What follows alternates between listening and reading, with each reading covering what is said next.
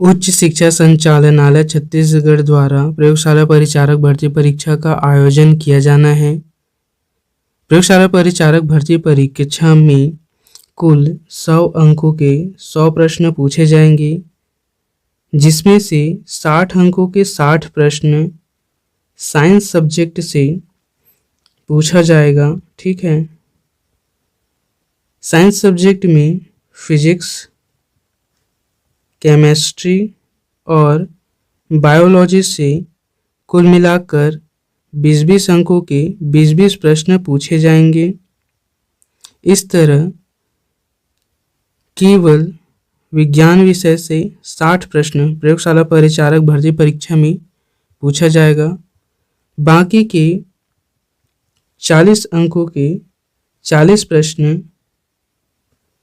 India और छत्तीसगढ़ के भौतिक, सामाजिक और आर्थिक भूगोल तथा भारत और छत्तीसगढ़ के समसामयिक अर्थात करंट अफेयर से मिलाकर पूछा जाएगा। ठीक है।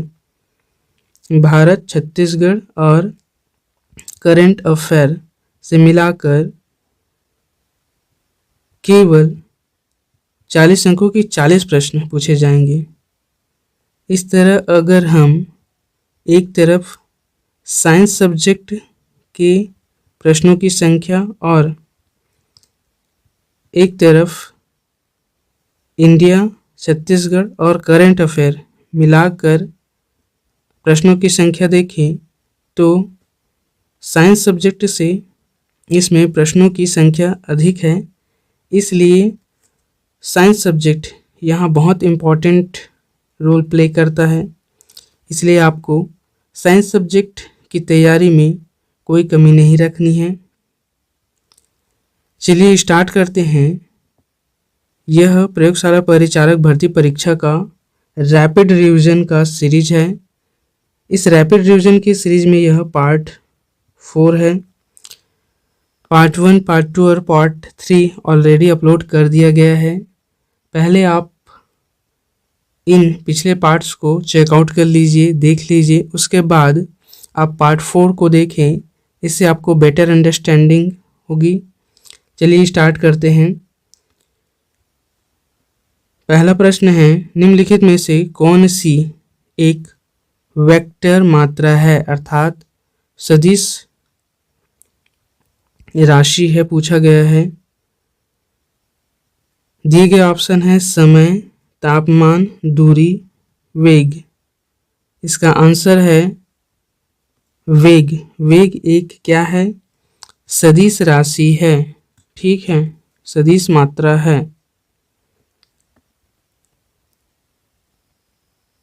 अगला प्रश्न है, निम्नलिखित में से कौन सी एक वेक्टर मात्रा नहीं है? अगर वेक्टर मात्रा नहीं है पूछा है तो हमें सीधा क्या पूछा गया है? अदिश मात्रा के बारे में पूछा गया है। ठीक है। दिए गए ऑप्शन है गति, आवेग, बल का गुरुत्व, विद्युत प्रवाह, विस्थापन। इसमें से क्या अदिश राशि है अर्थात वेक्टर मात्रा नहीं है? इसका आंसर है ऑप्शन नंबर सी, विद्युत प्रवाह एक अदिश राशि है अर्थात वेक्टर मात्रा नहीं है, सदिश मात्रा नहीं है। ऑप्शन सी इस प्रश्न का सही आंसर है। अगला प्रश्न है, वेक्टर राशि का उदाहरण क्या है? सदिश राशि पूछा गया है। इसका आंसर है वेग। एक क्या है? सदिश राशि है। अगला प्रश्न पृष्ठ क्षेत्रफल है। पृष्ठ क्षेत्रफल क्या होता है? दिए गए ऑप्शन हैं अदिश, सदिश, ना सदिश, ना अदिश, सदिश व अदिश दोनों। इसका आंसर क्या है? इसका आंसर है ऑप्शन नंबर बी, ये एक पृष्ठ एक सदिश राशि होती है।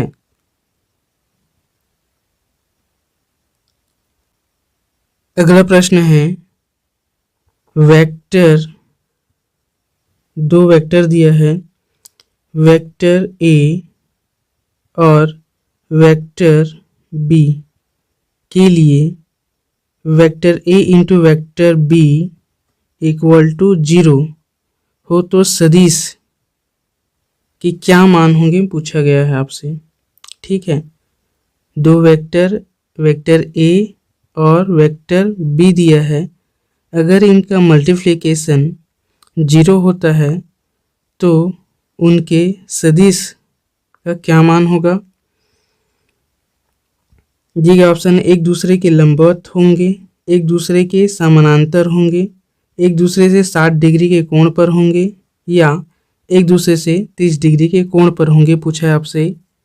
इसका आंसर है ये वेक्टर ए और वेक्टर बी एक दूसरे के क्या होंगे, समानांतर होंगे। ठीक है, इस तरह समानांतर होंगे, तो ऑप्शन बी इसका सही आंसर है, ये एक दूसरे के समानांतर होंगे। अगले प्रश्न की बात करते हैं। अगला प्रश्न है, दो परस्पर लंबवत सदिशों की अदिश गुणनफल होगा। दो परस्पर लंबवत है एक दूसरे के, ऐसे एक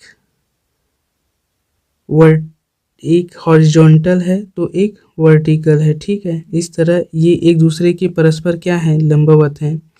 अगर हम इसे एक को ए माने, ए सदिश माने और दूसरे को बी सदिश माने, अब इनका गुणनफल कराने पर जो अदिश गुणनफल का मान आएगा वो क्या होगा पूछा है।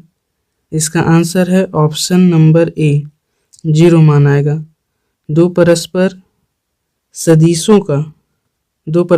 सदिश है उसके लंबवत गुणनफल का जो मान आएगा वो क्या आएगा, 0 आएगा। ठीक है, अगला प्रश्न चैप्टर 3 गति से लिया गया है। प्रश्न है, आवेग माप है, आवेग किसका माप है पूछा गया है। इसका आंसर है option number D, option number D, आवेग संवेग में परिवर्तन का माप होता है। ठीक है, आवेग किसमें परिवर्तन का माप होता है, संवेग में परिवर्तन का माप होता है आवेग। अगला प्रश्न है, 2 किलोग्राम तथा 4 किलोग्राम के दो पिंड क्रमशः ए और बी है। 100 मीटर की ऊंचाई से ये पिंड एक साथ गिराए जाते हैं। अगर 2 किलोग्राम और 4 किलोग्राम के दो पिंड है और इसे क्रमशः ए और बी नाम दिया गया है। इसे 100 मीटर की ऊंचाई से इन दोनों पिंड को गिराए तो ये पिंड एक साथ गिराए जाते हैं तो क्या होगा, दिए गए ऑप्शन के आधार पर निकालना है हमें। धरातल पर बी से पहले ए पहुंचेगा बोल रहा है, धरातल पर ए से पहले पहुंचेगा बी। अगला है ए और बी दोनों एक साथ पृथ्वी पर पहुंचेंगे, इनमें से कोई नहीं। इसका आंसर आएगा ऑप्शन नंबर सी, ए और बी दोनों एक साथ पृथ्वी पर पहुंचेंगे। इसके दो आंसर बन सकते थे। ठीक है, अगर ये बात निर्वात के लिए है, ठीक है, तब ऑप्शन सी होगा, और यदि निर्वात ना होकर ये हवा या घर्षण युक्त वातावरण की बात कर रही है तो ऐसे में जिस पिंड का आकार छोटा होगा अर्थात साइज में छोटा होगा और भार में, साइज में छोटा और भार में, वेट में अधिक होगा, वो पृथ्वी की तल पर पहले पहुंचेगा। ठीक है, हवा या घर्षण में। लेकिन निर्वात में ना तो साइज मैटर करता है, ना तो वेट मैटर करता है। ठीक है, निर्वात में सभी वस्तुएं समान ऊंचाई से अगर गिराएं तो वे समान समय में नीचे एक साथ पहुंचेंगी। इसका आंसर है ऑप्शन नंबर सी, ए और बी दोनों एक साथ पृथ्वी पर पहुंचेंगे। अगला प्रश्न है, शून्य में स्वतंत्र रूप से गिरने वाली वस्तुओं की गति समान होती है, समान वेग होता है, समान त्वरण होता है, समान बल होता है। क्या होता है शून्य में स्वतंत्र रूप से गिरने वाले वस्तुओं का? इसका आंसर है समान त्वरण होता है। ठीक है, ये जो त्वरण है, गुरुत्वीय त्वरण है, ये क्या होता है? समान होता है।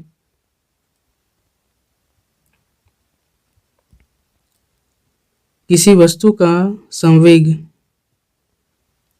केवल द्रव्यमान पर निर्भर करता है, द्रव्यमान पर निर्भर नहीं करता, द्रव्यमान और वेग दोनों पर निर्भर करता है, केवल वेग पर निर्भर करता है। इसका आंसर है ऑप्शन नंबर सी, द्रव्यमान और वेग दोनों पर निर्भर करता है, क्योंकि संवेग का फार्मूला द्रव्यमान गुणित वेग होता है। ठीक है, अगला प्रश्न है, निम्न में से किसमें नॉट का उपयोग किया जाता है? ये जो नॉट है इसका उपयोग किसमें किया जाता है पूछा गया है। नॉट का उपयोग गति के लिए किया जाता है। ठीक है, और नॉट का उपयोग किस प्रकार की गति को मापने के लिए किया जाता है? ये समुद्री जो जहाज होता है, ठीक है, नाव होता है, बोट होता है, या बड़े बड़े शिप होते हैं, उनकी गति को मापने के लिए नॉट का प्रयोग किया जाता है। ठीक है,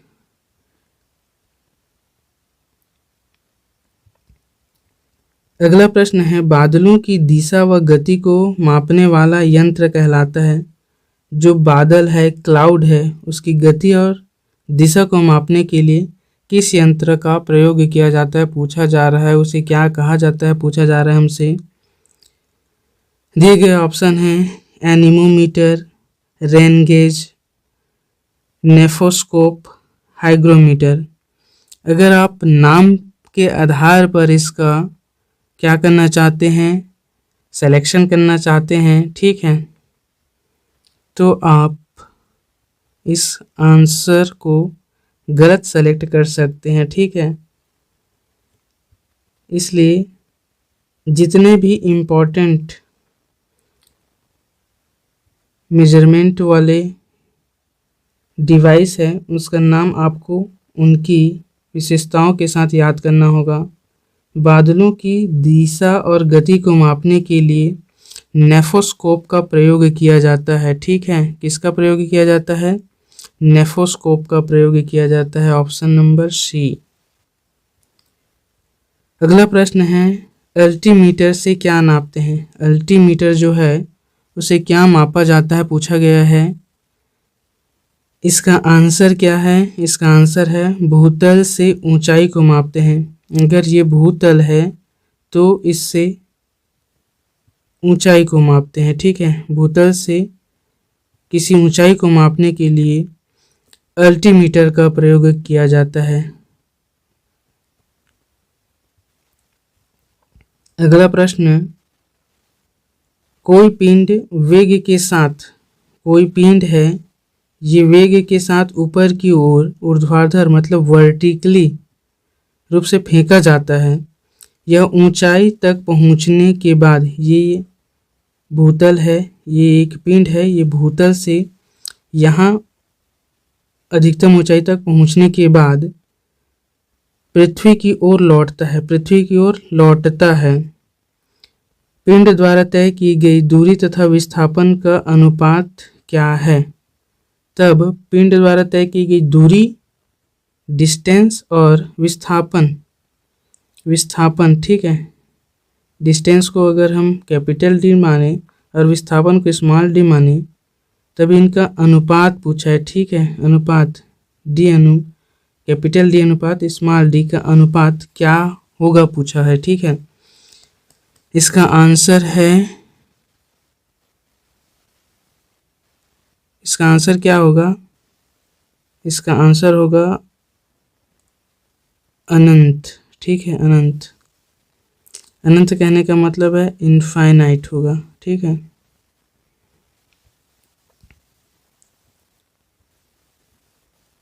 अगला प्रश्न, मुक्तावस्था में गिरते हुए। मुक्तावस्था मतलब स्वतंत्र रूप से गिरते हुए एक पिंड द्वारा तय की गई दूरी समानुपात होती है। किसी स्वतंत्रता पूर्वक गिरते हुए पिंड द्वारा तय की गई दूरी, डिस्टेंस, ठीक है, किसके समानुपात होती है पूछा है। ठीक है, किसके समानुपात होती है? पिंड की मात्रा, गिरने का समय, गिरने के समय का वर्ग, गुरुत्वाकर्षण के कारण त्वरण का वर्ग। मुक्तावस्था से गिरते हुए पिंड द्वारा तय की गई दूरी, ठीक है, ये गिरने के समय के वर्ग के समानुपात होती है। ठीक है। Distance directly proportional to time square. जो पिंड गिर रहा है उसके समय के वर्ग के समानुपात होती है उसकी दूरी।